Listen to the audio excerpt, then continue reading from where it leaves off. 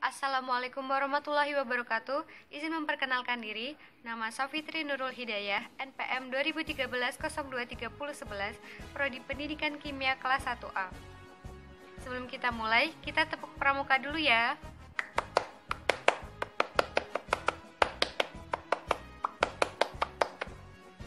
Pramuka siapa yang punya? Pramuka siapa yang punya? Pramuka siapa yang punya? Yang punya kita semua. Yeay. Jadi, Undang-Undang Kepramukaan diatur dalam Undang-Undang Nomor 12 Tahun 2010. Izin melanjutkan. Bab 4 Kelembagaan Bagian ke-1 Umum.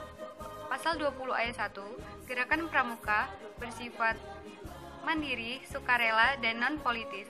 Pasal 20 ayat 2, Satuan Organisasi Gerakan Pramuka terdiri dari gugus depan dan kuartir. Pasal 21, gugus depan meliputi gugus depan berbasis satuan pendidikan dan gugus depan berbasis komunitas. Pasal 22 ayat 1, gugus depan berbasis satuan pendidikan meliputi gugus depan di lingkungan pendidikan formal. Pasal 22 ayat 2, gugus depan berbasis komunitas meliputi gugus depan komunitas kewilayahan, agama, profesi, kemasyarakatan, dan lainnya. Pasal 23, kuartir terdiri atas kuartir ranting, kuartir cabang, kuartir daerah, dan kuartir nasional. Bagian kedua, pembentukan dan kepengurusan organisasi. Pasal 24, gugus depan dibentuk melalui musyawarah anggota pramuka.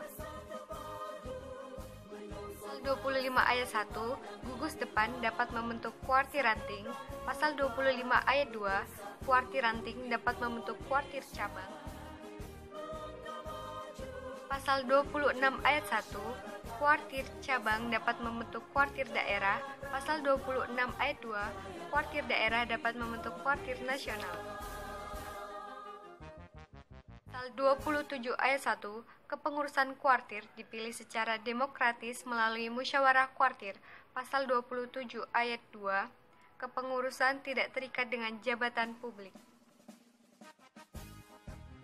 Bagian ketiga, kuartir ranting, kuartir cabang, kuartir daerah, dan kuartir nasional. Pasal 28 ayat 1, kuartir ranting berada di tingkat kecamatan. Pasal 28 ayat 2, kuartir ranting bertugas mengatur dan mengelola kegiatan organisasi kepramukaan di kecamatan. Pasal 28 ayat 3, kuartir ranting dibentuk melalui musyawarah ranting. Pasal 28 ayat 4, kepengurusan kuartir dilakukan secara musyawarah. Pasal 28 ayat 5, kepemimpinan bersifat kolektif. Pasal 28 ayat 6, musyawarah merupakan forum untuk pemilihan kepengurusan organisasi, pertanggungjawaban organisasi, dan penetapan kerja organisasi.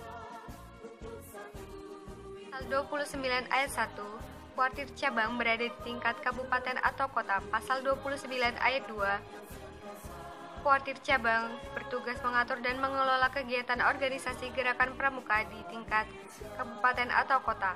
Pasal 29 ayat 3, kuartir cabang dibentuk melalui musyawarah cabang. Pasal 29 ayat 4, kepengurusan kuartir cabang dibentuk melalui musyawarah. Pasal 29 ayat 5, kepemimpinan bersifat kolektif. Pasal 29 ayat 6, musyawarah merupakan forum untuk pertanggungjawaban organisasi, pemilihan kepengurusan organisasi, dan penetapan kerja organisasi. Pasal 30 ayat 1, kuartir daerah berada di tingkat provinsi. Pasal 30 ayat 2, kuartir daerah bertugas mengatur dan mengelola kegiatan gerakan organisasi pramuka di tingkat provinsi. Pasal 30 ayat 3, kuartir daerah dibentuk melalui musyawarah provinsi. Pasal 30 ayat 4, kepengurusan kuartir cabang dibentuk melalui musyawarah.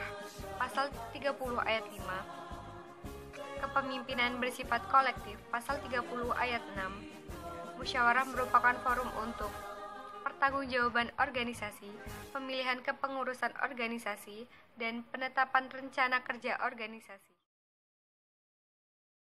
Pasal 31 ayat 1, Kuartir Nasional berada di tingkat nasional. Pasal 31 ayat 2, Kuartir Nasional bertugas mengatur dan mengelola kegiatan gerakan organisasi pramuka di tingkat nasional.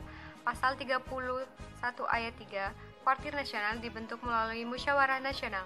Pasal 31 ayat 4, kepengurusan Kuartir Nasional melalui musyawarah.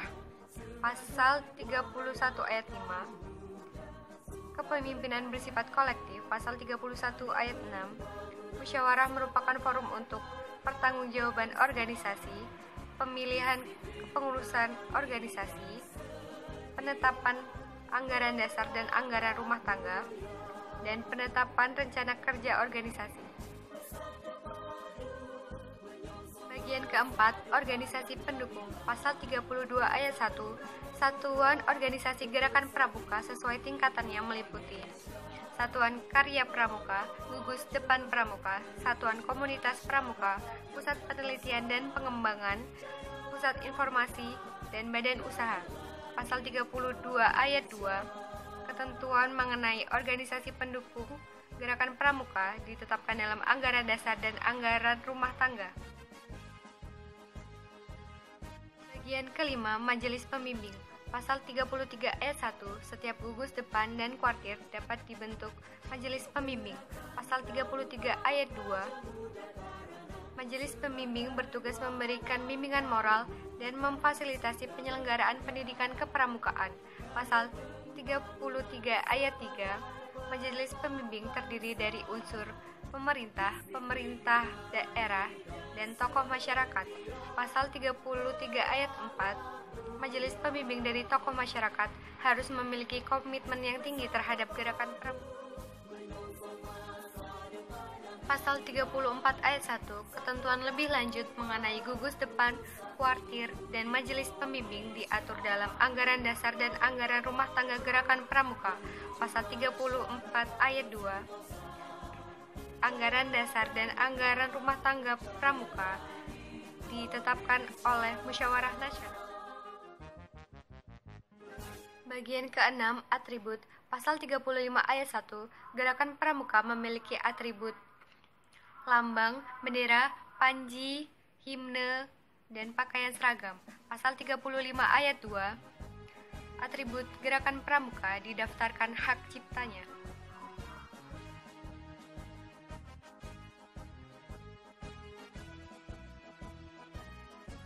Nah, jadi itu penjelasan tentang Undang-Undang Kepramukaan dari pasal 20 sampai pasal 35.